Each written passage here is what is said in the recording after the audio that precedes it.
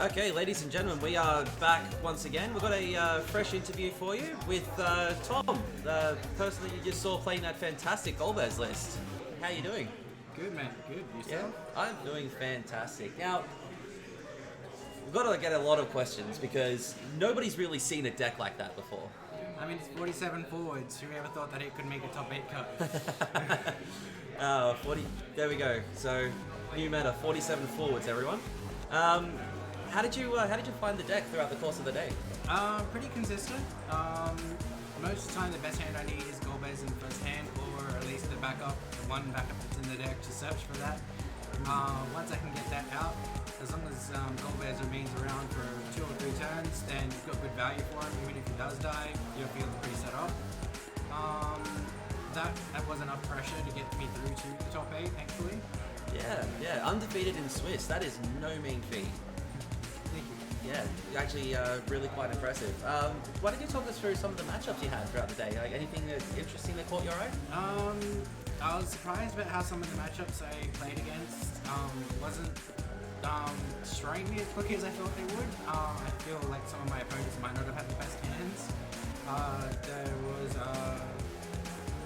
Earth, Wind deck that was playing the new Russo, which, at 7 casts that turn just field wipes for muchness. Yeah, very dangerous deck. Thankfully, my Golbez survives that kind of field wipe, but nobody else does. So that was a good match. Then I was up against some of the Avalanche operatives, which they can spit out forward just as fast as I can. It was only thanks to my Noctis in those games that I was even able to control them and take them out from time to time. And that's where the Parliament Foreign Twins also came in handy, where I could just one-shot things and remove abilities that would either wreck me otherwise. Yeah, the ability to switch off a text box is completely underrated. Against the Barret that gives everything haste, stopping that haste is amazing. Absolutely, I could not agree more with that one.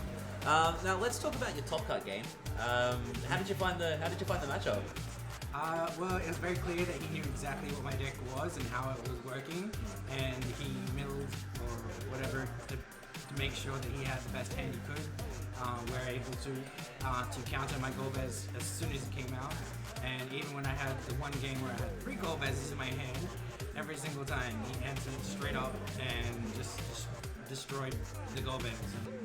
I managed to win still 1 out of 3 games, which was amazing because the deck did what it did. Brought out plenty of forwards, brought out the haste, and that last haste card that it brought out gave me that 7th point to the game, which had it been a turn later, all those forwards would have reactivated because my keys kept them dull when they first came out. That would have been a complete game over if that was just 1 turn later. Yeah. Macwis, I really think that was the game maker in that one. Yeah. Purely because I think there was something like 4 or 5 forwards that were deployed that time, and every single one of them came in dull. So huge benefit to the card. So you mentioned that obviously it seemed like that he was prepared for the deck. Knowing that, how would you have approached those games differently in the future, knowing that your opponent knows about your deck? That's the weakness of the Golbez deck, though.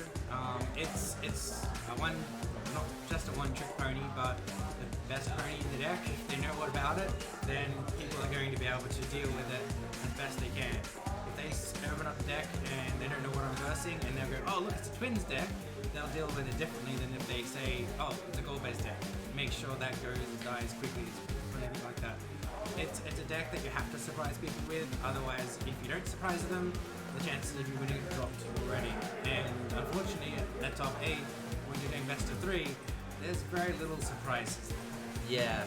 Well, in saying that, surprised everybody was because you did go 6-0 in the Swiss. Yes, no one is more surprised than I was. I mean, taking no damage for most of those games and only taking 3 in total over all 6 games was just... I don't know how that happened, but it happened, so... Yeah, it's, in all seriousness, that was actually really quite impressive. And I was touting the support all day, just have you this deck has taken no damage all day, and then get to the get to the 4th round off. A bit of a tragedy happened. It's taken a point of damage. Either way, congratulations. You did fantastically well, and hopefully we'll see more of you in the future. Yes.